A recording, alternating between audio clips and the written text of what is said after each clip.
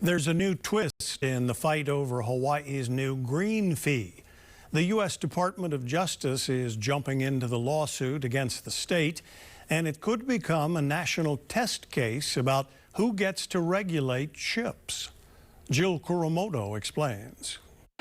In a surprise move, the U.S. Department of Justice has filed a motion in Hawaii District Court asking a federal judge to let the federal government intervene in the cruise industry's lawsuit against Hawaii's green fee. In simple terms, the DOJ says Hawaii doesn't have the power to charge cruise ships this kind of fee, saying only Congress can approve taxes and charges on vessels when they enter a port.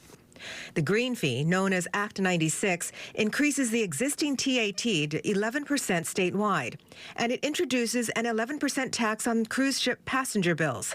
The fee is projected to generate approximately $100 million annually to protect Hawaii's environment.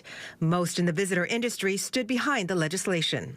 We were supportive from the hospitality industry because of the fact that there was a nexus to tourism to address issues that not only affect tourism, but also affect residents here in the state. However, the cruise industry sued the state in August, arguing the fee unfairly targets cruise passengers and will add hundreds of dollars to the price of Hawaii cruises, negatively impacting an industry they say is already seeing a downturn. The DOJ says the case could set a national precedent. If Hawaii is allowed to charge this fee, they argue other states could start imposing its own fees on vessels. The federal government wants to avoid what it calls a, quote, messy patchwork of port taxes across the country. In court documents, the DOJ accuses Hawaii of using tourists and cruise lines as a, quote, revenue scheme to fund climate programs. Tourism sector leaders still believe the state must find a way to fund and protect Hawaii's natural resources. So if it doesn't happen, the onus is really on them to suggest what other alternative.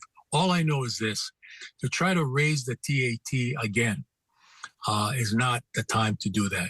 In a statement, the State Department of the Attorney General says it is vigorously defending the legality of Act 96 of 2025 in this case and will continue to do so. Jill Kuramoto, KHON2 News, working for Hawaii.